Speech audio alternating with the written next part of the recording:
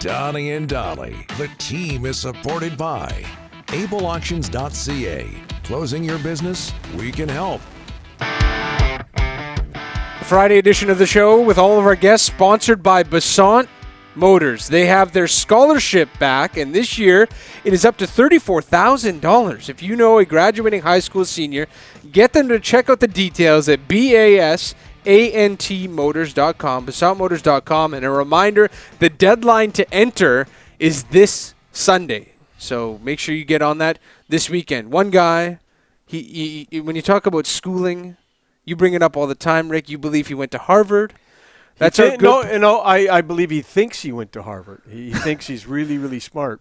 That's our good pal from the Athletic and Sportsnet 650, Thomas Drance. Thomas, how are you, sir? Doing well. I went to the Harvard of the North, the U of T. Great school. Toronto. See, he's one of your buddies. You're a Toronto guy? Oh, that explains everything. That explains everything. I grew up in Vancouver, just went to get educated out there. Okay, so Thomas, what about you, Rick? We've been debating about this.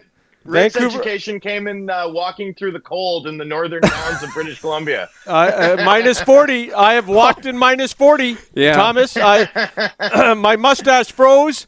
The eyebrows. I've been through it all. The snot in your nose too. You know, that's when it gets nice and crunchy. Donnie was in Dawson Creek, and I was in Fort St. John. We paid our dues. You know, he says all this, though, Thomas. When it's 5 degrees and raining, he complains like nobody's business. Because I got a dog. I got to walk the dog. That changes everything. Yeah. It changes everything. Since we talked to you last Friday, Thomas, the Canucks have played 2 preseason games. They got their third on tap tonight. Before we look ahead to tonight, what have you seen through the first 2 preseason games for the Vancouver Canucks?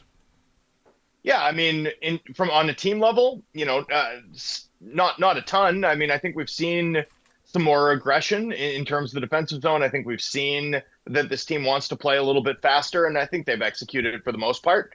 But, you know, that these lineups are not close to NHL caliber, and they're deeply unequal on a night-to-night basis, right? I mean, we've seen the Canucks play one game with a deeply overmatched lineup against the Seattle Kraken, and then we saw the Calgary Flames bring, you know, a pretty undermanned lineup to Abbotsford, and I suspect we're going to see, and in fact, I know we're going to see an undermanned Seattle Kraken lineup tonight, right? I mean, we're not going to see Eberle, we're not going to see Beniers, we're not going to see Shane Wright tonight at Rogers Arena. So, you know, I'm curious to see how a Wilander and Elias Pettersson defense pair, for example, performs for Vancouver this evening, but also we're going to have to take everything with a grain of salt during this first week of preseason because, you know, there's still a lot to sort out, and a lot of these situations aren't, like, it's still important, obviously. These are still important tests for young players, for roster hopefuls at the fringes of an NHL roster,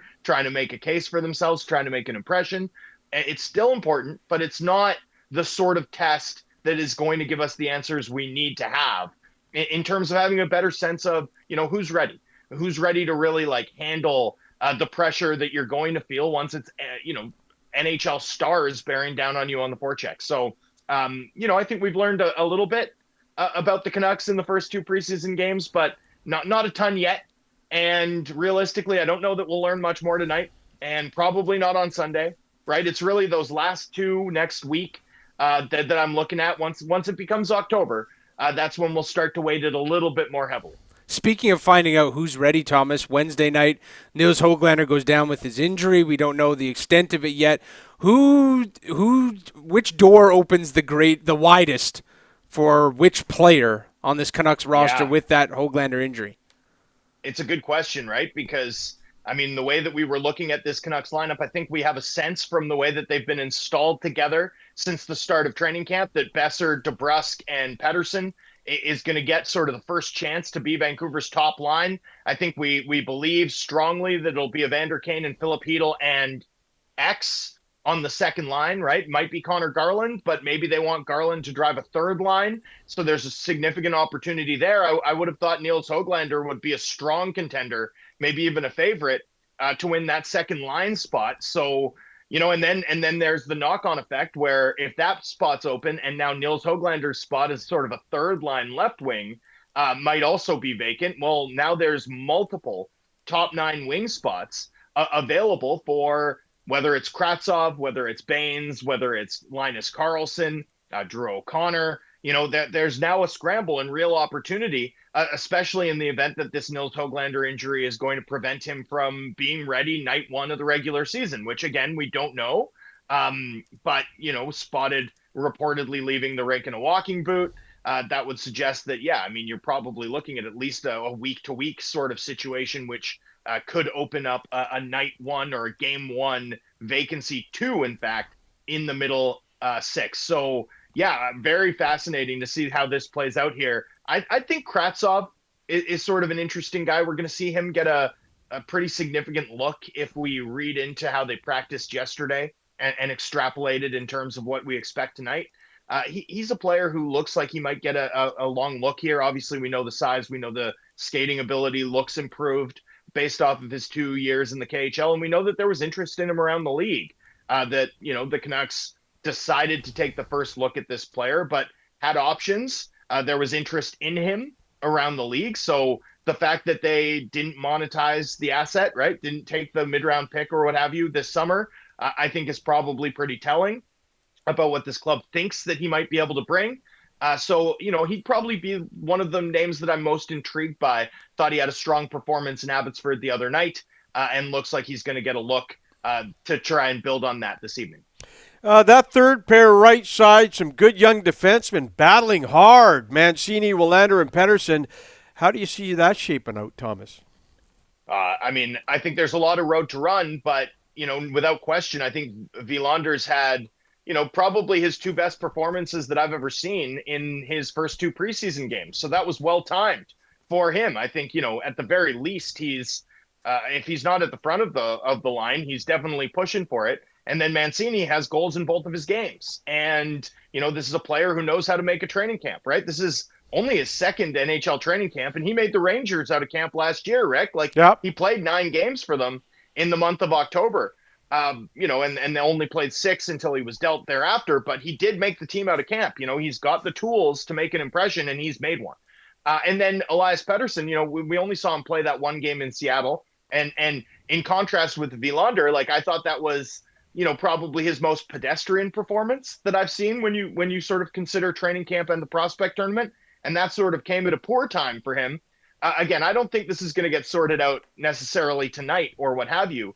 But assuming that Elias Pettersson's in the lineup, it does sort of feel like he has to hold serve this evening. He kind of needs to have a bounce back performance, I think, to, reestablish the edge that he sort of has as an incumbent, right? A guy who played a regular shift for this team down the stretch, who the organization is very high on, not just for, the unique physical game that he plays and his overall sort of authoritative defensive game, but also how he carries himself. I still would suspect that he has a narrow lead, but I do think he has to make sure that he maintains it with a strong performance tonight.